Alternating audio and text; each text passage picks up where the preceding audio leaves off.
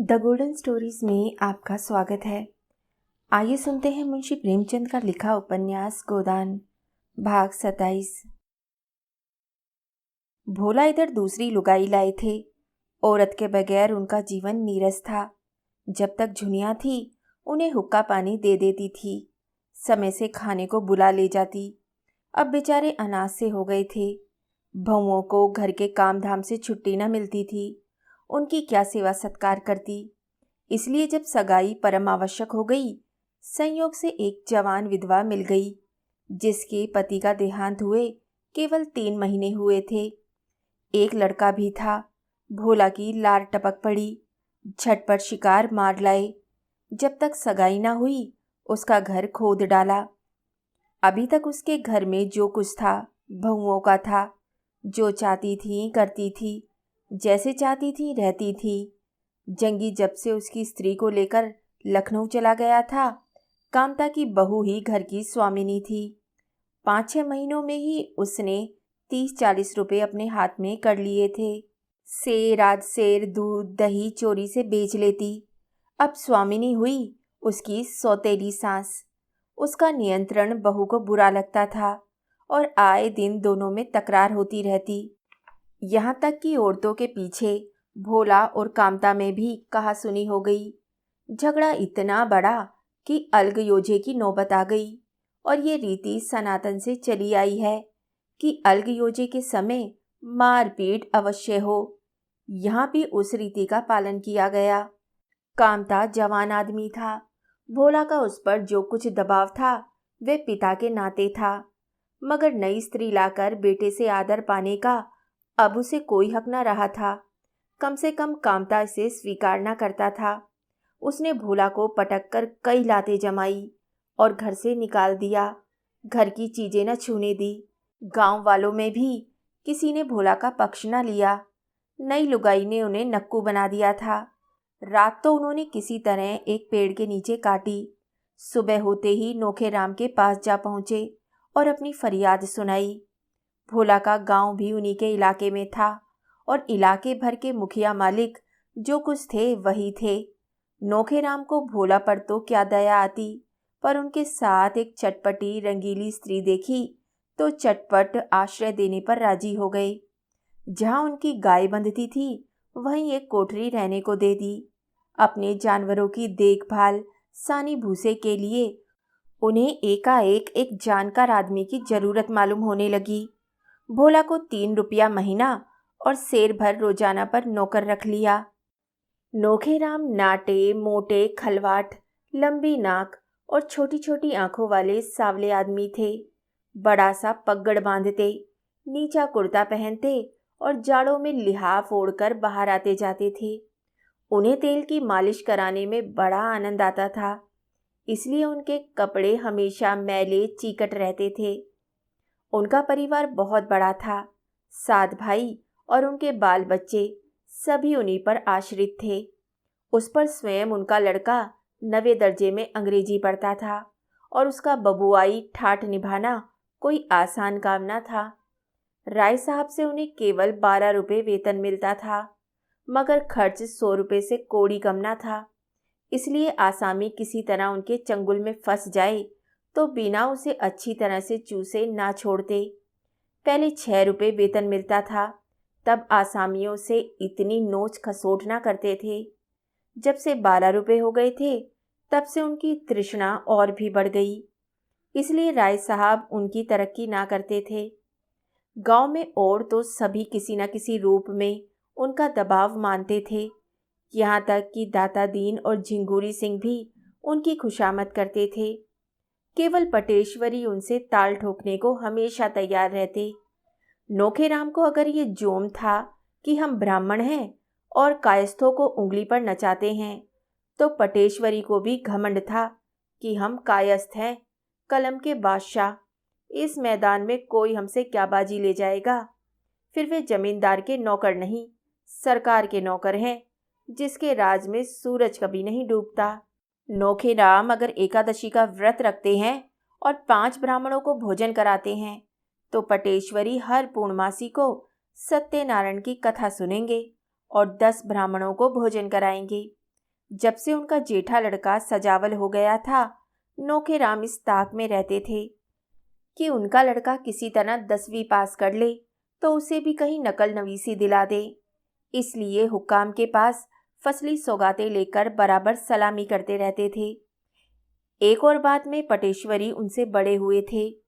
लोगों का ख्याल था कि वे अपनी विधवा कहारिन को रखे हुए हैं।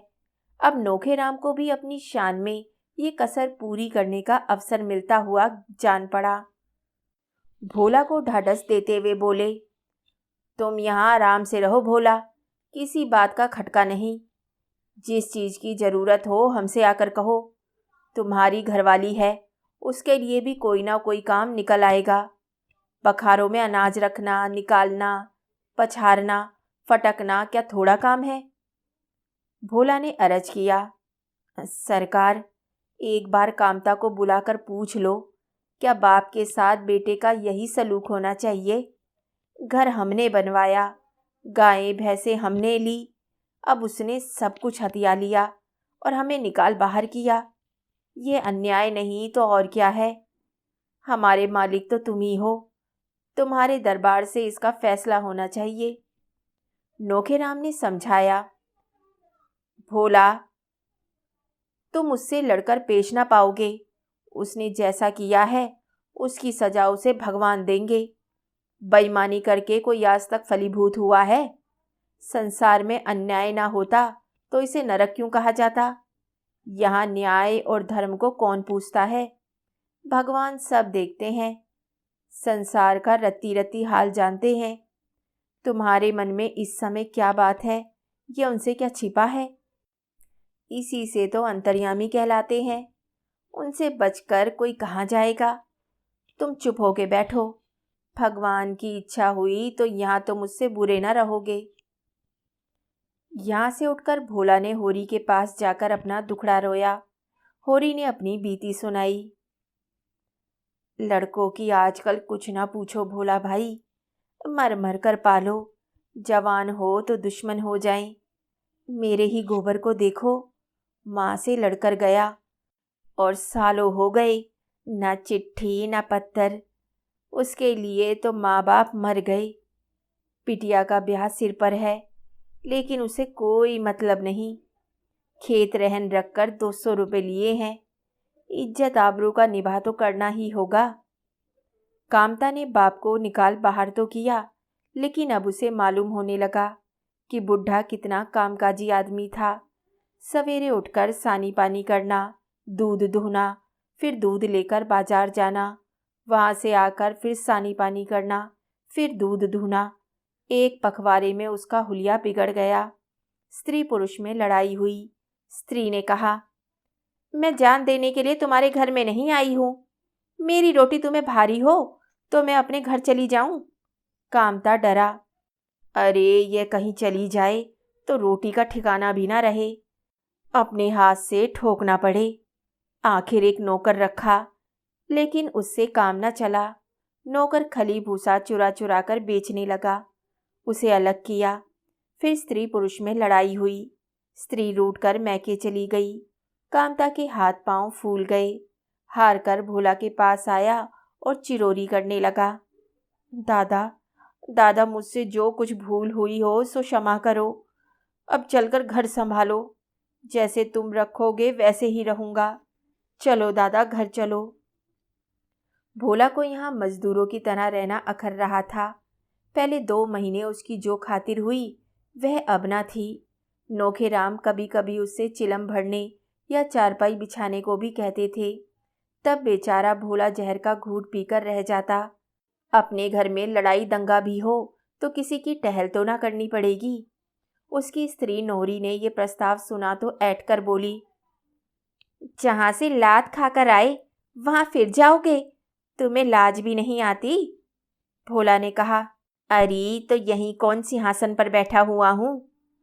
नोहरी ने मटक कर कहा, तुम्हें जाना हो तो जाओ, मैं नहीं जाती।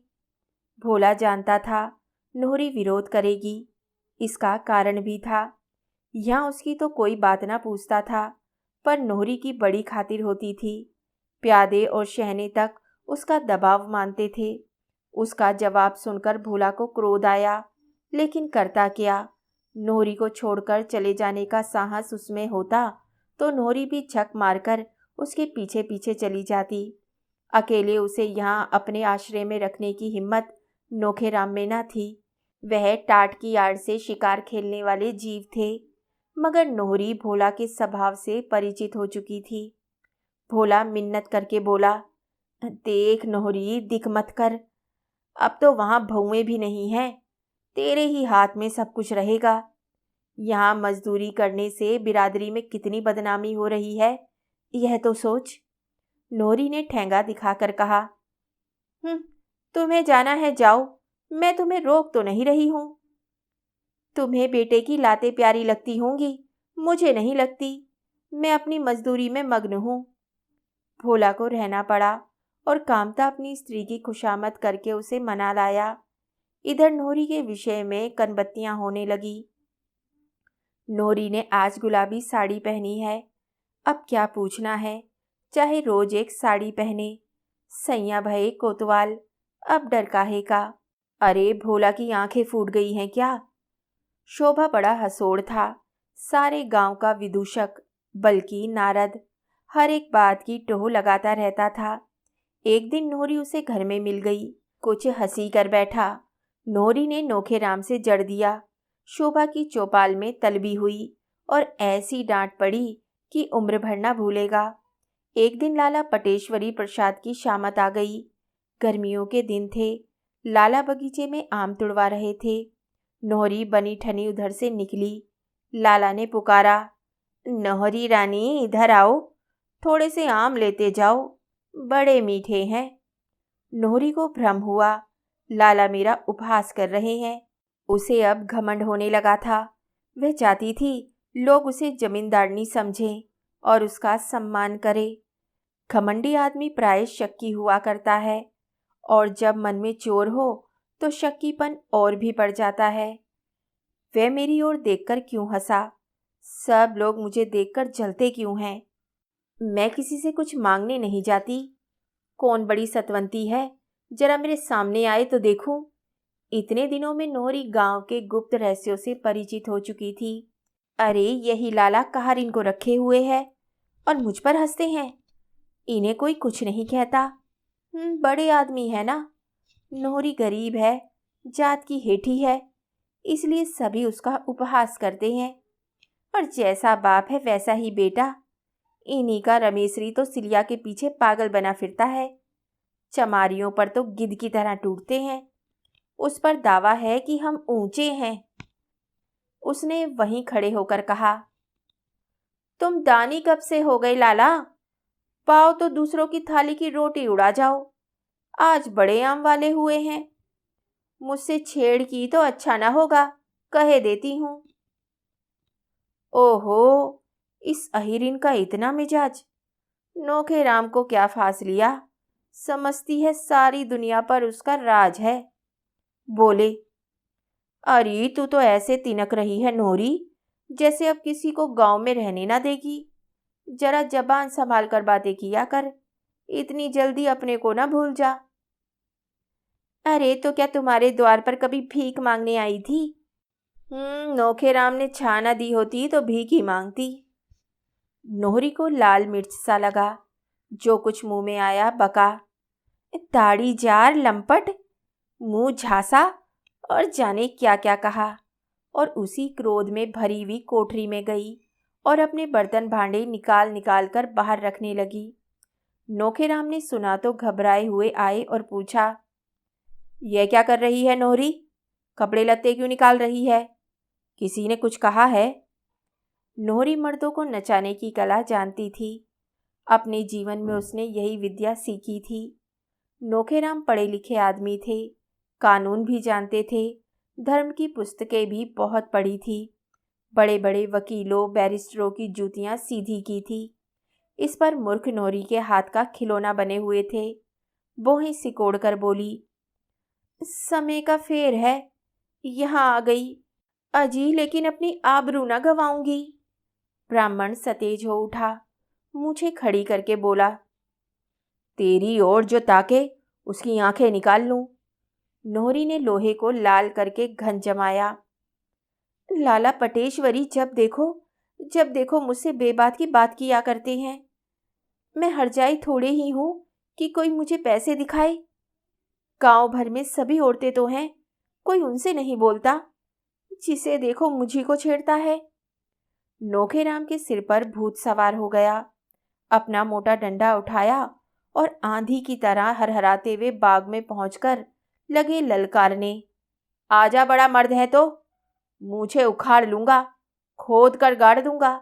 निकल आ सामने। अगर फिर कभी नोरी को छेड़ा तो खून पी जाऊंगा। सारी पटवारीगिरी निकाल दूंगा। जैसा खुद है वैसा ही दूसरों को समझता है। तू है किस घमंड में? लाला पटेश्वरी सिर झुकाए दम साधे जड़वत खड़े थे। जरा भी जबान खोली और शामत आई। उनका अपमान जीवन में कभी ना हुआ। एक बार लोगों ने उन्हें ताल के किनारे रात को घेर कर खूब पीटा था, लेकिन गांव में उसकी किसी को खबर ना हुई थी। किसी के पास कोई प्रमाण ना था। लेकिन आज तो सारे गांव के सामने उनकी इज्जत उतर गई। कल जो औरत गांव में आश्रय मांगती आई थी, आज सारे गांव पर उसका आतंक था। अब किसकी हिम्मत है जो उसे छेड़ सके? जब पटेश्वरी कुछ नहीं कर सके तो दूसरों की बिसात ही क्या। अब नोहरी गांव की रानी थी। उसे आते देखकर किसान लोग उसके रास्ते से हट जाते थे। यह खुला हुआ रहस्य कि उसकी थोड़ी सी पूजा करके नोखेराम से बहुत काम निकल सकता है। किसी को बंटवारा कराना हो, लगान के लिए मोहलत मांगनी हो, मकान बनाने के लिए जमीन की जरूरत हो, नोहरी की पूजा किए बगैर उसका काम सिद्ध नहीं हो सकता। कभी कभी ये अच्छे अच्छे असामियों को डांट देती थी। असामी ही नहीं, अब कारकुन साहब पर भी रोब जमाने लगी थी। भोला उसके आश्रित बनकर ना रहना चाहते थे। औरत की कमाई खाने से ज्यादा अधम उनकी दृष्टि में दूसरा काम ना था। उन्हें कुल 3 रुपए माहवार मिलते थे। यह भी उनके हाथ ना लगते। नोहरी ऊपर ही ऊपर उड़ा लेती। उन्हें तंबाकू पीने को धेला मयस्सर नहीं और नोहरी 2 आने रोज के पान खा जाती थी। जिसे देखो वही उन पर रोब जमाता। प्यादे उससे चिलम भरवाते, लकड़ी कटवाते। बेचारा दिन भर का हारा थका आता और द्वार पर पेड़ के नीचे झिलंगे खाट पर पड़ा रहता। कोई एक लुटिया पानी देने वाला भी नहीं। दोपहर की बासी रोटियां रात को खानी पड़ती, और वह भी नमक पानी के साथ। आखिर हार कर उसने घर जाकर कामता के साथ रहने का निश्चय किया। कुछ ना होगा, एक टुकड़ा रोटी तो मिल ही जाएगी। अपना घर तो है। नोहरी बोली, मैं वहां किसी की गुलामी करने ना जाऊंगी। भोला ने जी कड़ा करके कहा, तुम्हें जाने को तो मैं नहीं कहता, मैं तो अपने को कहता हूं। तुम मुझे छोड़कर चले जाओगे? कहते लाज नहीं आती। लाज तो घोल कर पी गया, लेकिन मैंने तो अपनी लाज नहीं दी। तुम मुझे छोड़कर नहीं जा सकते। तू अपने मन की है तो मैं तेरी गुलामी क्यों करूं? पंचायत करके मुंह में कालिख लगा दूंगी, इतना समझ लेना। अरे क्या अभी कुछ कम कालिख लगी है? क्या अब भी मुझे धोखे में रखना चाहती है? तुम तो ऐसे ताव दिखा रहे हो जैसे रोज गहने ही तो गड़वाते हो। तो यहाँ नोरी किसी का ताव सहने वाली नहीं है। भोला झल्लाकर उठे और सिराने से लकड़ी उठाकर चले कि नोरी ने लपक कर उनका पहुंचा पकड़ लिया। उसके बलिष्ठ पंजों से निकलना भोला के लिए मुश्किल था। चुपके से कैदी की तरह बैठ गए। एक जमाना था जब वे औरतों को उंगलियों पर नचाया करते थे। आज वे एक औरत के करपाश में बंधे हुए हैं और किसी तरह निकल नहीं सकते। हाथ छुड़ाने की कोशिश करके वे पर्दा नहीं खोलना चाहते। अपनी सीमा का अनुमान उन्हें हो गया है, मगर वे क्यों उससे निडर होकर नहीं कह देते कि तू मेरे काम की नहीं है, मैं तुझे त्यागता हूँ। पंचायत की धमकी देती है। पंचायत क्या कोई हौवा है? अगर तुझे पंचायत का डर नहीं तो मैं क्यों पंचायत से डरूं? लेकिन ये भाव शब्दों में आने का साहस न कर सकता था। नोरी ने जैसे उन पर कोई वशीकरण डाल दिया हो। लाला पटेश्वरी पटवारी समुदाय के सद्गुणों के साक्षात अवतार थे। वे यह न देख सकते थे कि कोई आसामी अपने दूसरे भाई की इंच भर भी जमीन दबा ले। ना वह यही देख सकते थे कि आसामी किसी महाजन के रुपए दबा ले। गांव के समस्त प्राणियों के हितों की रक्षा करना उनका परम धर्म था। समझौते या मेलजोल में उनका विश्वास ना था। यह तो निर्जीवता के लक्षण है। वे तो संघर्ष के पुजारी थे, जो सजीवता का लक्षण है। आए दिन इस जीवन को उत्तेजना देने का प्रयास करते रहते थे, एक ना एक फुलेड़ी छोड़ते रहते थे। मंगरू शाह पर इन दिनों उनकी विशेष कृपा दृष्टि थी। मंगरू शाह गांव का सबसे धनी आदमी था, पर स्थानीय राजनीति में बिल्कुल भाग न लेता था। रोब या अधिकार की लालसा उसे न थी। मकान भी उसका गांव के बाहर था, जहां उसने एक बाग और एक कुआं और एक छोटा सा शिव मंदिर बनवा लिया था। बाल बच्चा कोई ना था, इसलिए लेन देन भी कम कर दिया था और अधिकतर पूजा पाठ में ही लगा रहता। कितने ही असामियों ने उसके रुपए हजम कर लिए थे, पर उसने किसी पर नालिश फरियाद ना की। होरी पर भी उसके सूद ब्याज मिलाकर कोई 150 हो गए थे, मगर ना होरी को ऋण चुकाने की कोई चिंता थी और ना उसे वसूल करने की। 2-4 बार उसने तकाजा किया, घुड़का डांटा भी, मगर होरी की दशा देखकर चुप हो बैठा। अब संयोग से होरी की ओख गांव भर के ऊपर थी।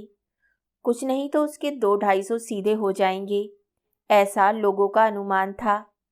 पटेश्वरी प्रसाद ने मंगरू को सुझाया कि अगर इस वक्त होरी पर दावा कर दिया जाए तो सब रुपए वसूल हो जाएं। मंगरू इतना दयालु नहीं, जितना आलसी था। झंझट में पड़ना न चाहता था, मगर जब पटेश्वरी ने जिम्मा लिया कि उसे एक दिन भी कचहरी न जाना पड़ेगा, ना कोई दूसरा कष्ट होगा, बैठे बिठाए उसकी डिग्री हो जाएगी, तो उसने नालिश करने की अनुमति दे दी और अदालत खर्च के लिए रुपए भी दे दिए। होरी को खबर ही ना थी कि क्या खिचड़ी पक रही है। कब दावा दायर हुआ, कब डिग्री हुई, उसे बिल्कुल पता न चला। कुरकमीन उसकी ऊख नीलाम करने आया, तब उसे मालूम हुआ सारा गांव खेत के किनारे जमा हो गया। होरी मंगरू शाह के पास दौड़ा और धनिया पटेश्वरी को गालियां देने लगी। उसकी सहज बुद्धि ने बता दिया कि पटेश्वरी ही की कारस्तानी है। मंगरू शाह पूजा पर थे, मिल न सके, और धनिया गालियों की वर्षा करके भी पटेश्वरी का कुछ बिगाड़ न सकी। उधर ऊख 150 रुपये में नीलाम हो गई और बोली भी हो गई मंगरू शाह के नाम। कोई दूसरा आदमी ना बोल सका। दाता दीन में भी धनिया की गालियां सुनने का साहस ना था। धनिया ने होरी को उत्तेजित करके कहा, अरे बैठे क्या हो, जाकर पटवारी से पूछते क्यों नहीं? यही धर्म है तुम्हारा गांव घर के आदमियों के साथ। होरी ने दीनता से कहा, पूछने के लिए तूने मुंह भी रखा हो? तेरी गालियां क्या उन्होंने ना सुनी होगी? हाँ, जो गाली खाने का काम करेगा उसे गालियां मिलेंगी ही। तू गालियां भी देगी और भाईचारा भी निभाएगी। हाँ, देखती हूँ मेरे खेत के नजदीक कौन जाता है। मिल वाले आकर काट ले जाएंगे, तू क्या करेगी और मैं क्या करूँगा? गालियां देकर अपनी जीभ की खुजली चाहे मिटा ले। मेरे जीते जी कोई मेरा खेत काट ले जाएगा? हाँ हाँ, तेरे और मेरे जीते जी सारा गांव मिलकर भी उसे नहीं रोक सकता। अब वे चीज मेरी नहीं, मंगरू शाह की है। मंगरू शाह ने मर मरकर जेठ की दोपहरी में सिंचाई और गोड़ाई की थी। वह सब तूने किया, मगर वे अब चीज मंगरू शाह की है। हम उनके कर्जदार नहीं हैं। ऊख तो गई, लेकिन उसके साथ ही एक नई समस्या आ पड़ी। दुलारी इसी ऊख पर रुपए देने पर तैयार हुई थी। अब वे किस जमानत पर रुपए दे? अभी उसके पहले ही के 200 पड़े हुए थे। सोचा था ऊख के पुराने रुपए मिल जाएंगे तो नया हिसाब चलने लगेगा। उसकी नज़र में होरी की साख 200 तक थी। इससे ज़्यादा देना जोखिम था। सालक सिर पर था, तिथि निश्चित हो चुकी थी। गोरी महतो ने सारी तैयारियां कर ली होगी। अब विवाह का टालना असंभव था। होरी को ऐसा क्रोध आता था कि जाकर दुलारी का गला दबा दे। जितनी चिरोरी विनती हो सकती थी वह कर चुका, मगर वे पत्थर की देवी जरा भी न पसीजी। उसने चलते चलते हाथ बांधकर कहा, दुलारी, दुलारी, मैं तुम्हारे रुपए लेकर भाग ना जाऊंगा। न इतनी जल्द मरा ही जाता हूँ। खेत हैं, पेड़ पालो है, घर है, जवान बेटा है। तुम्हारे रुपए मारे ना जाएंगे। मेरी इज्जत जा रही है, इसे संभालो।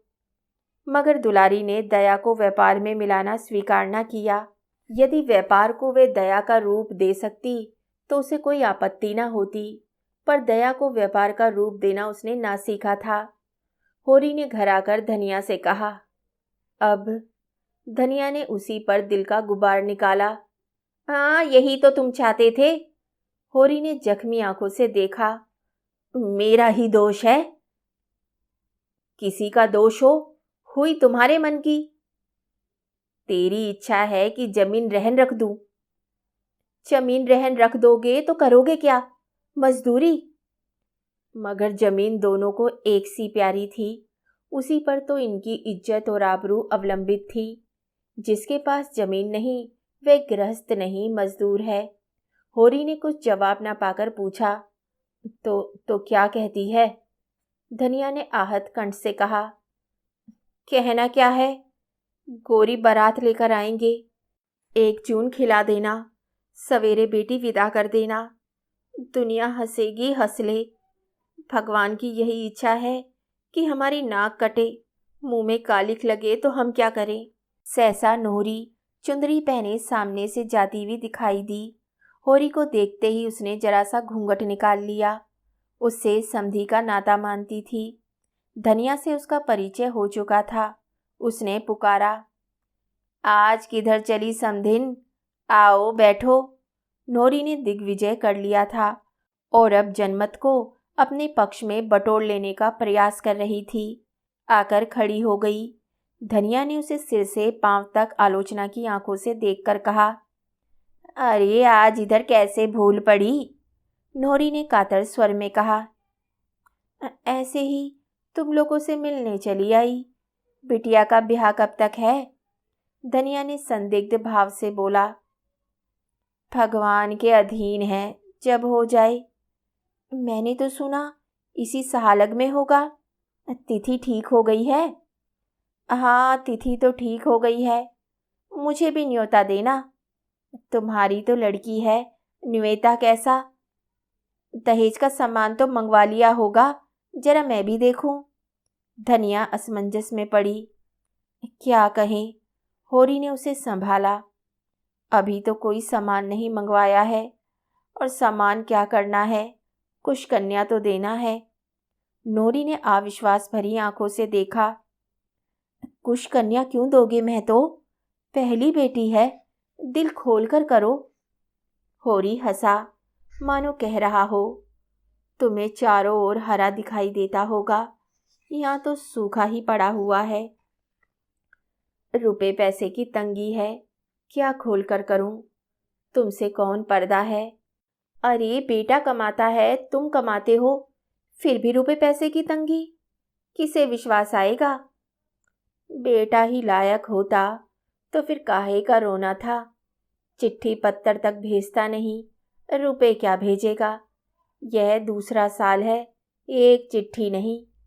इतने में सोना बैलों को चारे के लिए हरियाली का एक गट्ठा सिर पर लिए यौवन को अपने अंचल से चुराती बालिका सी सरल आई और गट्ठा वहीं पटक कर अंदर चली गई। नोहरी ने कहा, लड़की तो खूब सयानी हो गई है। धनिया बोली, लड़की की बाढ़ रेड़ की बाढ़ है। नहीं है, अभी कै दिन की। वर तो ठीक हो गया ना? हाँ, वर तो ठीक है। रुपए का बंदोबस्त हो गया तो इसी महीने में ब्याह कर देंगे। नोहरी दिल की ओछी थी।